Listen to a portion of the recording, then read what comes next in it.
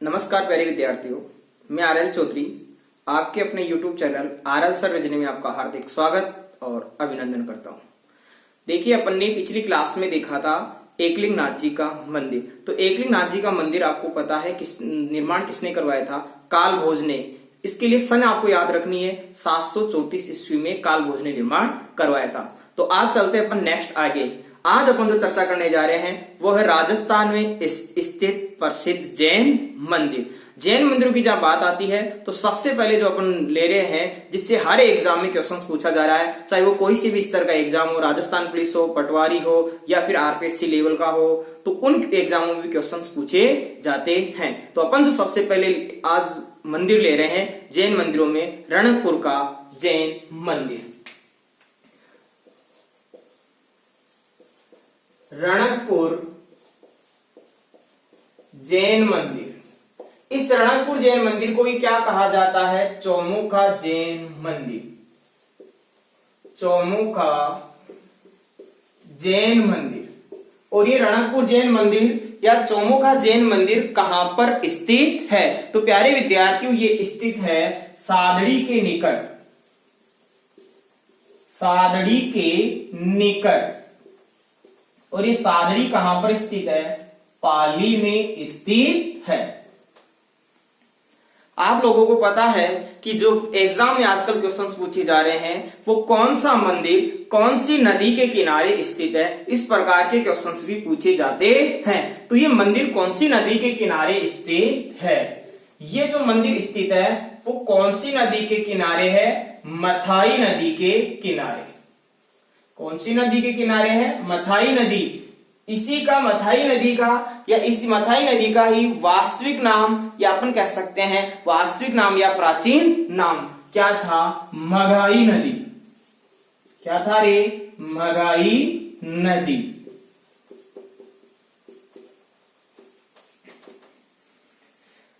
Next अपन बात करें कि इस मंदिर का निर्माण किसने करवाया। तो इस मंदिर का निर्माण धरणक साहा ने करवाया था। और धरणक साहा को ही बोला जाता है धरण साहा। और ये जो धरण साहा या धरणक साहा थे, ये कौन थे? महाराणा कुंभा के मंत्री। कौन थे ये? महाराणा कुंभा के मंत्री थे। जैन व्यापारी थे, साथ में महाराणा कुंभा के मंत्री थे। तो देखिए, मुझे बताइए, रणकपुर नाम की कोई स्थान नहीं है, रणकपुर नाम का कोई गांव नहीं है, रणकपुर नाम का कोई स्थान नहीं है, रणकपुर नाम का कोई गांव नहीं है, फिर भी इसको रणकपुर मंदिर क्यों कहा जाता है? इसके पीछे दो किंवदंती है, इसके पीछे दो कहानी है। फर्स्ट कहानी यह है कि ये भूमि धरण साहा को किसके द्वारा दान दी गई थी? राणा कुंभा के द्वारा दान में दी गई थी। राणा के द्वारा दान में दी होने के कारण इस मंदिर का नाम क्या पड़ा? रणकपुर जैन मंदिर। दूसरी किंवदंती, दूसरी कहानी वो ये है कि जो ये रणकपुर का जैन मंदिर है, ये दो पहाड़ियों के बीच स्थित है। कितनी पहाड़ियों के बीच स्थित है? दो पहाड़ियों के बीच स्थित है। एक पहाड़ी का नाम है रणक। एक पहाड़ी का नाम क्या है बच्चों? रणक। एक पहाड़ी का नाम है रणक, वहीं दूसरी पहाड़ी का नाम क्या है? पुर। एक पहाड़ी का नाम क्या है? रणक, वहीं दूसरी पहाड़ी का नाम क्या है? पुर। और इन दोनों पहाड़ियों के बीच में, रणक और पुर पहाड़ी के बीच में होने के कारण इस मंदिर को किसका नाम दिया गया या क्या नाम दिया गया? रणकपुर मंदिर।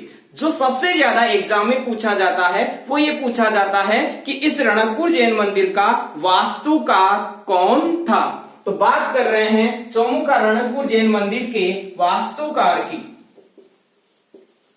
तो इस मंदिर का वास्तुकार कौन था रे बच्चों? देपाक। रणकपुर जैन मंदिर का वास्तुकार कौन था? देपाक, या इसे कहा जाता है दीपक। यह जो मंदिर है वो कितने खंभों पर निर्मित है? 1444। 1444 खंभों पर निर्मित। और प्रत्येक खंभा 1444 खंभों पर निर्मित मंदिर है, या अपन कह सकते हैं 1444 स्तंभों पर निर्मित मंदिर है। और प्रत्येक खंभा कैसा है? अद्वितीय है। प्रत्येक खंभा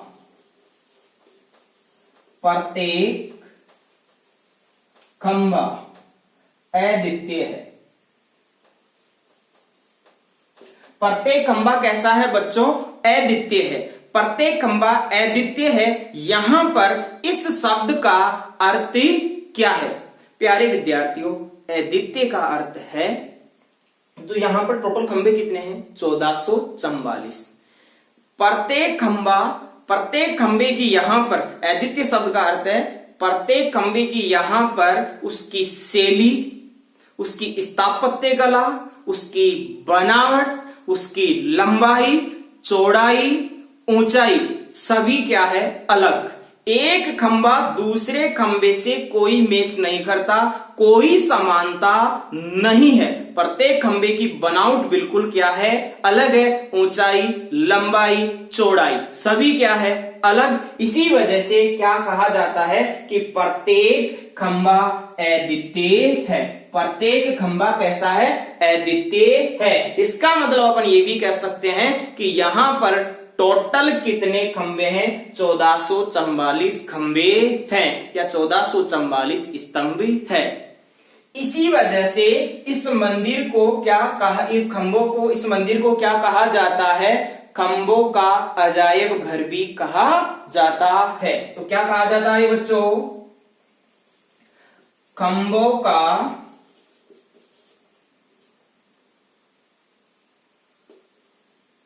का अजायब घर। क्या कहा जाता है? खंभों का अजायब घर। साथ ही साथ इसको कहा जाता है स्तंभों का वन। साथ ही साथ क्या कहा जाता है? स्तंभों का वन। साथ ही साथ क्या कहा जाता है बच्चों? स्तंभों का वन। नेक्स्ट बात जो आपको ध्यान रखनी है, जो ये मंदिर है, इस मंदिर का निर्माण कौन सी शैली में किया गया? पंचायतन शैली में। पंचायतन शैली में। पंचायतन शैली किस प्रकार की शैली होती है, इसको समझिएगा आप लोग। मान लीजिए ये मंदिर है,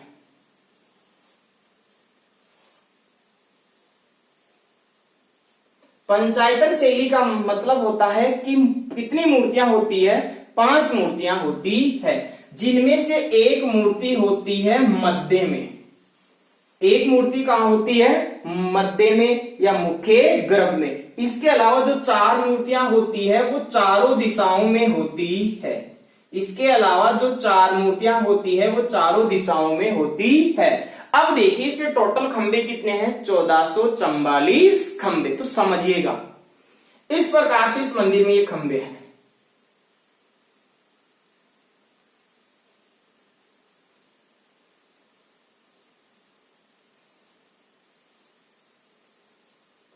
इस प्रकार से इस मंदिर में टोटल खंबे कितने हैं? 1444 खंबे हैं। और ये मेन मूर्ति है। इसके अलावा ये चारों दिशाओं में 4 मूर्तियां लगी हुई है। प्रत्येक खंबे से मैंने आपको बताया कि प्रत्येक खंबे से दूरी समान है।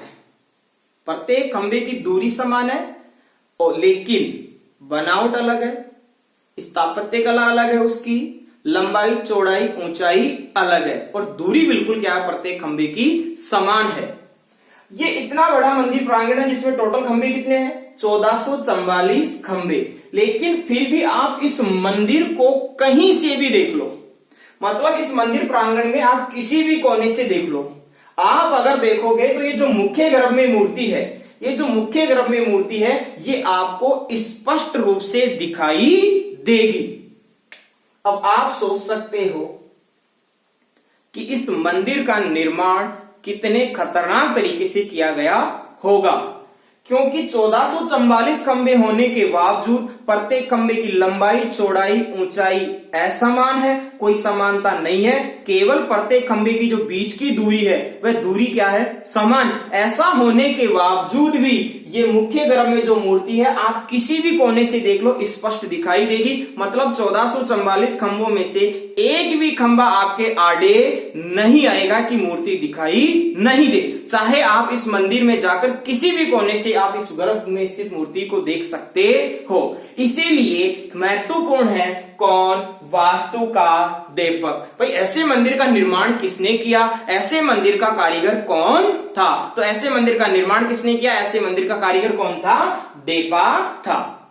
नेक्स्ट जो आपको ध्यान रखनी है कि जो ये मंदिर है ना, ये जो मंदिर है किसको समर्पित है, ये मंदिर समर्पित है जैन धर्म के प्रथम तीर्थंकर आदिनाथ, या इसे अपन बोल सकते हैं ऋषभ देव। किसको समर्पित है ये, आदिनाथ, जैन धर्म के प्रथम तीर्थंकर आदिनाथ, या इन्हें बोला क्या जाता है, ऋषभ देव को समर्पित जैन मंदिर है। किसको समर्पित है, आदिनाथ, या अपन कह सकते हैं ऋषभ देव को समर्पित मंदिर है। इस मंदिर के इन दो नामों के अलावा और भी नाम है। एक जैन कवि था और उस जैन कवि का नाम था कवि मेह। जैन कवि, और प्यारे विद्यार्थियों कवि का नाम क्या था, मेह। कवि मेह के अनुसार इस मंदिर को क्या कहा जाता है, या इस कवि मेह ने इस मंदिर को क्या संज्ञा दी? तो इन्होंने कहा त्रिलोक दीपक प्रकाश मंदिर कहा। एग्जाम में पूछा जा सकता है कि कवि मेह ने रणकपुर जैन मंदिर को क्या कहा, तो आपका आंसर क्या होगा, त्रिलोक दीपक प्रकाश। एक और जैन कवि है जिनका नाम है विमल सूरी। एक और जैन कवि है जिनका नाम है विमल सूरी, और विमल सूरी ने इस मंदिर को क्या नाम दिया? विमल सूरी ने इस मंदिर को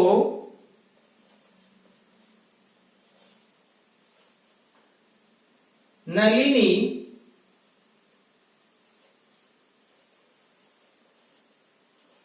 गुल्म विमान की संज्ञा दी। क्या संज्ञा दी?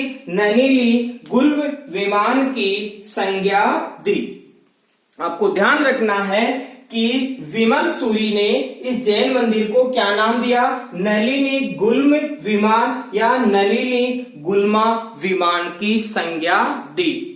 ऐसा माना जाता है कि जो कौन थे, धरणक साहा को रात में सपना आता है, और सपने में इनको जो ऋषभ देव जी है, जो ऋषभ नाथ है, आदिनाथ है या ऋषभ देव है, इनका दिखाई दिया विमान, और इनका विमान कौन था? नलिनी गुल्म विमान। ये नलिनी गुल्म विमान इनको सपने में दिखाई दिया, और जैसा ये विमान दिखाई दिया इन्होंने ऐसे ही मंदिर का निर्माण करवाया गया है। नेक्स्ट जो आपको ध्यान रखनी है कि इस मंदिर के अंदर जो महत्वपूर्ण बात है वो आपको यह भी ध्यान रखना है कि इस मंदिर की जो दीवारें हैं यहां पर क्या है प्यारे विद्यार्थियों? रणकपुर प्रशस्ति। यहां पर क्या लगी हुई है? रणकपुर प्रशस्ति लगी हुई है। इस रणकपुर प्रशस्ति पे ही लिखा हुआ है कि बप्पा रावल और काल भोज एक व्यक्ति नहीं है, दोनों अलग अलग व्यक्ति है। और इस प्रशस्ति में ही लिखा हुआ है कि जो ये रणकपुर का जो ये जैन मंदिर है, इस प्रशस्ति जो यहां पर लगी हुई है, इस प्रशस्ति में लिखा हुआ है महाराणा कुंभा की विजयों के बारे में बढ़ चढ़ के लिखा हुआ है। मतलब अपन ये कह सकते हैं कि महाराणा कुंभा के बारे में यहाँ पर बहुत ज्यादा उनकी उपलब्धियों के बारे में लिखा हुआ है। आपको ध्यान रखना है कि जो ये रणकपुर जैन मंदिर, जो रणकपुर प्रशस्ति है, इस प्रशस्ति का लेखक कौन था? तो देखिए यहां इस प्रशस्ति का लेखक कौन है? इस प्रशस्ति का लेखक है महेश, और इस प्रशस्ति की रचना किसने की थी? देपाक ने।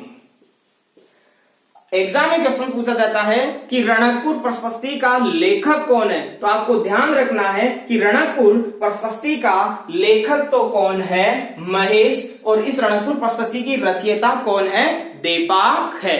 नेक्स्ट आपको ध्यान रखना है कि इस मंदिर में 24 तो क्या है, 24 क्या है, मंडप, और 44 क्या है, 24 मंडप है। वहीं प्यारे विद्यार्थियों 44 सीकर है, 24 मंडप है, वहीं 44 क्या है, सीकर। 24 मंडप और 44 सीकर होने के कारण इस मंदिर को स्थापत्य कला की दृष्टि से बहुत महत्वपूर्ण दृष्टि से देखा जाता है, और इस मंदिर को स्थापत्य कला का खजाना भी कहा जाता है। स्थापत्य कला का क्या कहा जाता है, खजाना भी कहा जाता है।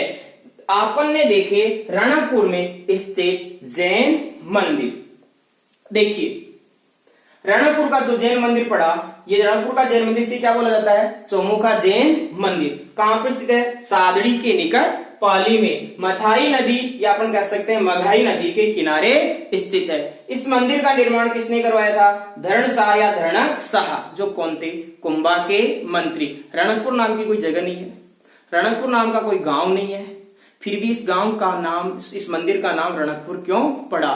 एक तो राणा कुंभा के द्वारा दी गई थी, राणा के लिए दी गई थी, राणा द्वारा दी गई थी, इसलिए इसका नाम क्या पड़ा, रणकपुर पड़ा। और ये दो पहाड़ियों के बीच स्थित है, एक पहाड़ी का नाम है रणक, दूसरी पहाड़ी का नाम है पुर। इस वजह से भी मंदिर को क्या कहा जाता है, रणकपुर का जैन मंदिर कहा जाता है। वास्तुकार कौन थे, देपाक। 1444 खंभों पर निर्मित है। प्रत्येक खंभा कैसा है, अद्वितीय है। अद्वितीय का मतलब होता है कि प्रत्येक खंभे की स्थापत्य कला, बनावट, लंबाई, चौड़ाई, ऊंचाई असमान है, और प्रत्येक खंभे से दूरी क्या है, बराबर है। और इसे खंभों का क्या कहा जाता है, अजायब घर भी कहा जाता है, और इसे स्तंभों का वन भी कहा जाता है। ये मंदिर है जो कौन सी शैली में निर्मित है, पंचायतन शैली में निर्मित है।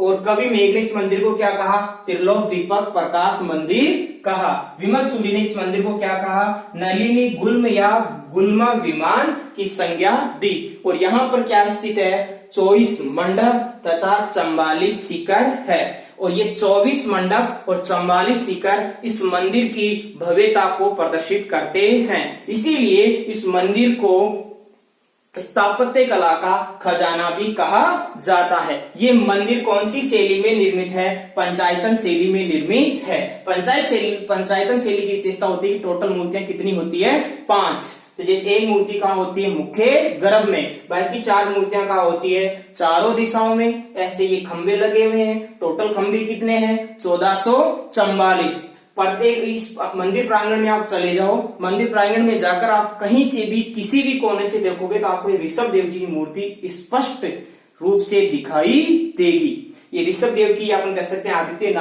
आदिनाथ की मूर्ति आपको स्पष्ट रूप से दिखाई देगी। मतलब एक भी खंबा आपके आड़े नहीं आएगा। नेक्स्ट अपन जो चर्चा कर रहे हैं वो है मुछाला महावीर का मंदिर। नेक्स्ट मंदिर है मुछाला महावीर के मंदिर, मुछाला महावीर का जैन मंदिर। कौन सा मंदिर बच्चों, मुछाला महावीर का जैन मंदिर। तो देखिए नेक्स्ट मंदिर, मुछाला महावीर जैन मंदिर। ये मुछाला महावीर जैन मंदिर कहां पर स्थित है, घाणेराव।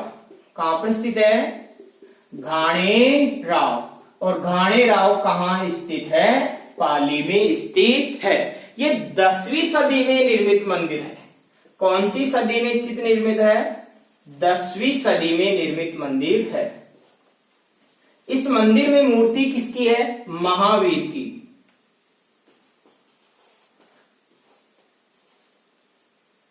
मूर्ति किसकी है, महावीर की मूर्ति है। तो देखिए अपन ने कौन सा मंदिर पढ़ा नेक्स्ट, मुछाला महावीर का जैन मंदिर कहां पर स्थित है, घाणेराव पाली में स्थित है। और ये कौन सी सदी में निर्मित है, 10वीं सदी में निर्मित मंदिर है। और यहाँ पर जो मूर्ति है किसकी है, महावीर की मूर्ति है। जो ये महावीर की मूर्ति लगी हुई है, ये महावीर स्वामी की जो मूर्ति लगी हुई है, इस मूर्ति में महावीर स्वामी के क्या है, मूंछें हैं, इसीलिए इसको क्या कहा जाता है, मुछाला महावीर का मंदिर। नेक्स्ट जो अपन पढ़ने जा रहे हैं वो पढ़ने जा रहे हैं फालना का जैन मंदिर। नेक्स्ट मंदिर कौन सा है, फालना का जैन मंदिर। और ये फालना कहां पर स्थित है, फालना तो पाली में स्थित है। नेक्स्ट अपन ने कौन सा मंदिर देखा, फालना का जैन मंदिर। और फालना कहां पर स्थित है, फालना तो पाली में स्थित है। ये फालना जो पाली में इस वाला जैन मंदिर है, इस जैन मंदिर को क्या कहा जाता है, राजस्थान में स्थित जैन धर्म का प्रथम स्वर्ण मंदिर कहा जाता है। क्या कहा जाता है, फालना का जैन मंदिर को क्या कहा जाता है, राजस्थान में स्थित जैन धर्म का प्रथम स्वर्ण मंदिर कहा जाता है। नेक्स्ट जो आपको ध्यान रखना है, और जो नेक्स्ट मंदिर बता रहा हूं उससे संबंधित राजस्थान पुलिस कांस्टेबल में क्वेश्चंस भी पूछा गया है। और वो नेक्स्ट मंदिर है भांडासर का जैन मंदिर। भांडासर का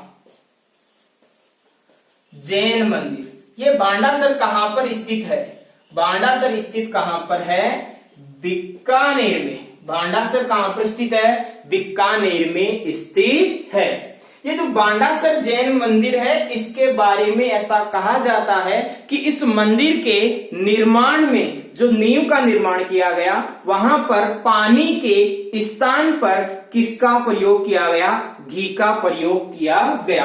तो इस मंदिर के नींव के निर्माण में पानी के स्थान पर किसका प्रयोग किया गया, घी का प्रयोग किया गया। तो राजस्थान में ऐसा कौन सा जैन मंदिर है जिसके निर्माण में, नींव के निर्माण में पानी के स्थान पर किसका प्रयोग किया गया, घी का प्रयोग किया गया। तो कौन सा मंदिर होगा, भांडासरा का जैन मंदिर। राजस्थान पुलिस कांस्टेबल में पूछा गया क्वेश्चन है। दूसरी बात इसी मंदिर से संबंधित जो आपको ध्यान रखनी है, इसी मंदिर को त्रिलोक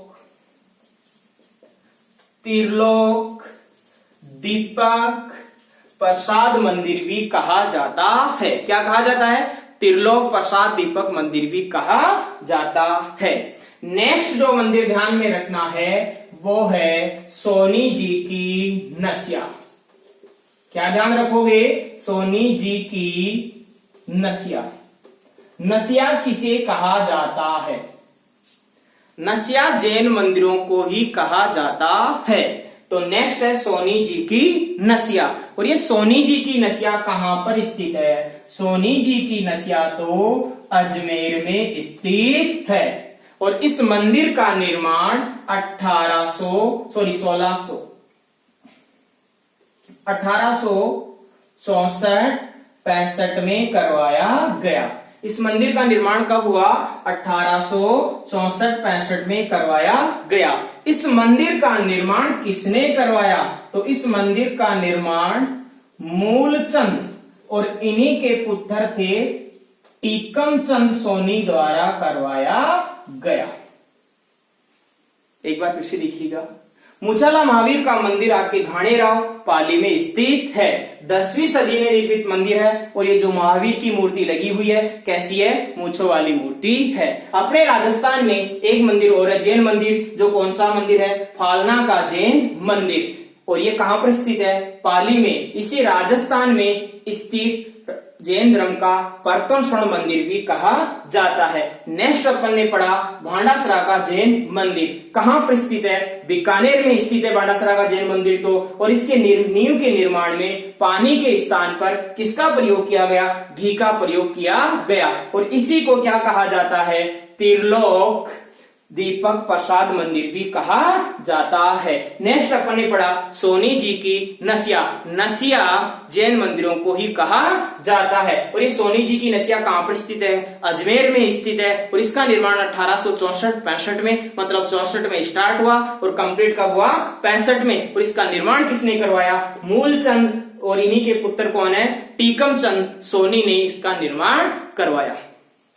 तो देखिए विद्यार्थियों, आज अपन ने देखे राजस्थान में स्थित जैन मंदिर। ये वीडियो कैसा रहा, आप लोगों को कैसा लगा, इसके लिए आप मुझे अधिक से अधिक कमेंट करके बताएं। कमेंट करें, लाइक करें, शेयर करें। और हाँ, जिन विद्यार्थियों ने अभी तक मेरे इस यूट्यूब चैनल को सब्सक्राइब नहीं किया, सब्सक्राइब करें और बेल आइकन को जरूर दबाएं। जय हिंद, जय भारत, जय राजस्थान, वंदे मातरम।